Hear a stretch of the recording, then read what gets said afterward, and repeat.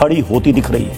यह आसमानी चुनौती टीटीपी यानी तहरीके तालिबान पाकिस्तान की तरफ से मिलने वाली है। टीटीपी अब आसिम मुनीर की फौज पर दोगुनी गति से एयर स्ट्राइक करने की तैयारी में है। टीटीपी के लड़ाके अब पाकिस्तानी सेना की तरह एक एयरफोर्स विंग बनाने वाले हैं। जब टीटीपी अपना विस्तार करते हुए एयरफोर्स बना रहा है, तब मुनीर की सेना बिस्किट और कॉर्नफ्लेक्स बनाने में व्यस्त है। तहरीके तालिबान पाकिस्तान बनाने जा रहा है एक एयरफोर्स। ये मैं मजाक नहीं कर रहा हूं, आतंकी संगठन होगा, लेकिन आतंकी संगठन ने पहले भी अपनी एयरफोर्स बनाई है। अगर याद करें एलटीटी का टाइम, तो एलटीटी ने भी चेक रिपब्लिक से 2 एयरफोर्स के प्लेन खरीदे थे।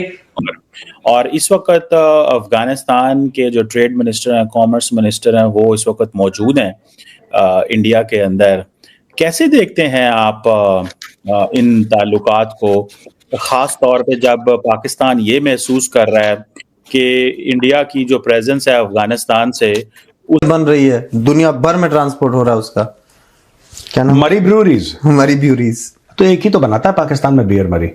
घोड़ा छाप बनाता है, लेकिन है बड़ी खतरनाक मरी ब्रूरीज की बियर। लेकिन हाँ, एक ही बनाता है। इस्लामिक ममालिक पाकिस्तान से दुनिया भर में शराब बेची जा रही। इसलिए अब हम नए साल के कॉर्नफ्लेक्स बनाने वाली सेना को टीटीपी से मिलने वाली आसमानी चुनौती का विश्लेषण करेंगे। मित्रों, टीटीपी ने एक गुप्त बैठक की है। इस बैठक में संगठनात्मक परिवर्तन पर मुहर लगी है। नए साल यानी कि 2026 का प्लान भी सार्वजनिक किया गया है। सभी सैन्य जोन के नेतृत्व में बदलाव किए गए। नए कमांडर को नई जिम्मेदारी दी गई और उनसे अपनी एयरफोर्स बना ली थी, और उसके बाद कोलंबो पे हमला भी किया था। ये एक रियल थ्रेट है पाकिस्तान के लिए। पाकिस्तान पर अब तालिबान की टीटीपी की एयरफोर्स भी हमला कर सकती है, और ये एयरफोर्स कब तक बन जाएगी, इसके बारे में कोई ऐसा टाइम फ्रेम तो नहीं दिया गया, लेकिन दिमाग में आइडिया आ चुका है। जय हिंद दोस्तों 2026 शुरू होने को है, और तमाम लोग जैसे प्लेज ले रहे हैं कि 2026 में ये करेंगे वो करेंगे, उसी तरीके से तहरीके तालिबान जिसने 2025 में पाकिस्तानी सैनिकों के नाकोचने चबवा दिए, 2000 से ज्यादा डायरेक्टली इनडायरेक्टली सिक्योरिटी फोर्सेस के लोग निशाना बनाए गए 2025 में। सो टीटीपी के लिए काफी सक्सेसफुल ईयर रहा। तहरीके तालिबान को अपने आज़ादी दिलाने के लिए लोगों को, चाहे वो गिलगित के लोग हैं, चाहे वो खैबर पख्तूनख्वा के लोग हो, सो काफी सक्सेसफुल साल रहा 2025। पर पाकिस्तान ने 2025 के एंड में या मिड में एयर स्ट्राइक, क्योंकि ग्राउंड कैपेबिलिटी तो जीरो हो चुकी है पाकिस्तानी सैनिकों की, ये चौकियां छोड़ के भाग जाते हैं। सो एयर स्ट्राइक्स करना शुरू कर दी पाकिस्तान ने। जो भीख में उनको एयरफोर्स मिली हुई है, सॉरी एयर कैपेबिलिटी मिली है, चाहे वो एयर जेट्स के रूप में या इन सब के रूप में, सो इसका ये फायदा उठाते हैं। इसलिए अब तालिबान ने भी टीटीपी ने भी ये प्लेज किया कि वो जो है 2026 में एयरफोर्स बनाएंगे, और 2 स्टेट्स जो थोड़ा सा कश्मीर रीजन लगता है अफगानिस्तान से, उसके कुछ हिस्से, और साथ ही साथ जिसको पाकिस्तान ने कैप्चर करके पाकिस्तान का हिस्सा बना लिया, कश्मीर से जो अफगानिस्तान का बॉर्डर लगता है वो, और गिलगित को आज़ाद कराएंगे। बाकी खैबर पख्तूनख्वा तो उनका मेन टारगेट है ही, जहाँ पे उनका आज के टाइम पे प्रभुत्व थोड़ा मोड़ा हम कह सकते हैं। सो जब एयरफोर्स बन जाएगी टीटीपी की, तो क्या हालत होगी पाकिस्तान की। पाकिस्तान इसका सारा दोष भारत पे दे रहा है कि एयरफोर्स बनाने में भारत मदद करेगा, बट ऐसा कुछ नहीं है। उससे शायद हमारे यहाँ वल्नरेबिलिटी हमारी ज्यादा बढ़ेगी, क्योंकि वहां पे बड़े पैमाने पे नॉन स्टेट एक्टर्स ऑपरेट कर रहे हैं। इंडिया इसको कैसे देखता है, अफगानिस्तान की तालिबान रजीम को, और तालिबान के साथ ये जो ट्रेड एयर कॉरिडोर बल्कि खोला जा रहा है, इसको इंडिया कैसे देखता है? What do you make of that general साहब?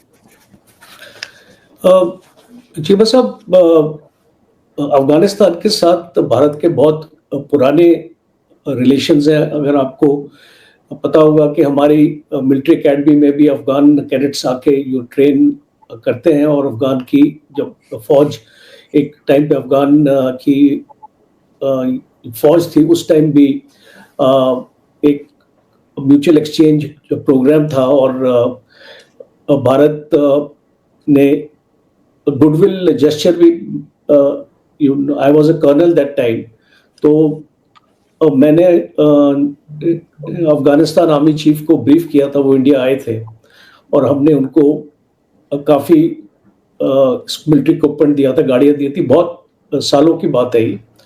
तो रिलेशन बहुत पुराने हैं,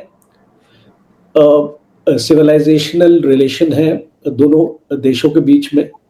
और आपको याद होगा कि अफगानिस्तान की क्रिकेट टीम की पूरी ट्रेनिंग और उनका पूरा इंफ्रास्ट्रक्चर भारत ने रिस्पॉन्सिबिलिटी ली थी, और अजय जडेजा इन्वॉल्व थे उनके साथ उनकी क्रिकेट टीम को एक बेहतर स्तर देने के लिए। आज अफगानिस्तान की क्रिकेट टीम आप जानते हैं कि एक वर्ल्ड स्टेज पर पहुंच चुकी है।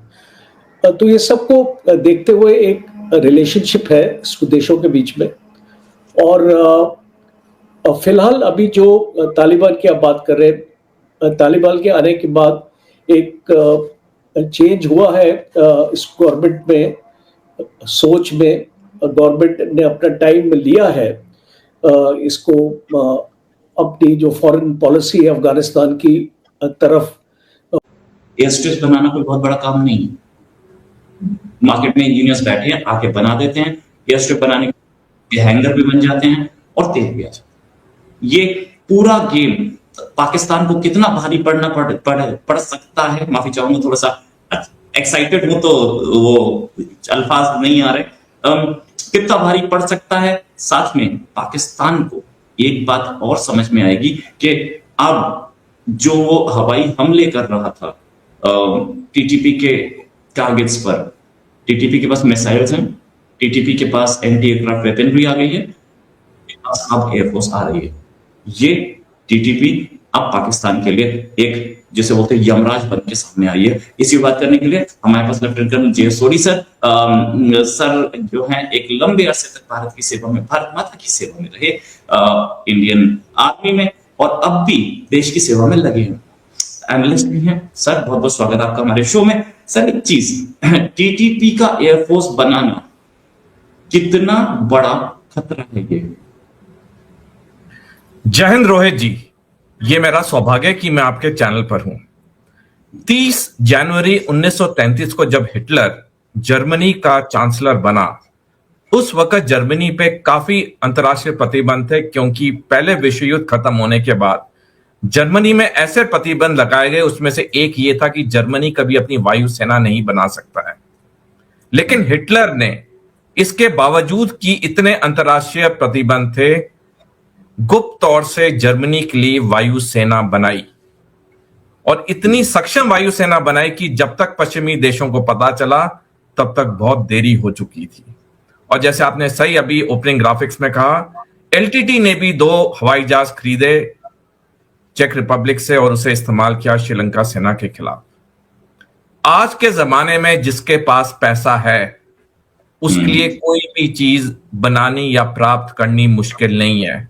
जब हिटलर कर सका दशकों पहले इतने अंतर्राष्ट्रीय प्रतिबंध के बावजूद, अब तो वैसी कोई दिक्कत नहीं, क्योंकि पैसा बेशुमार है।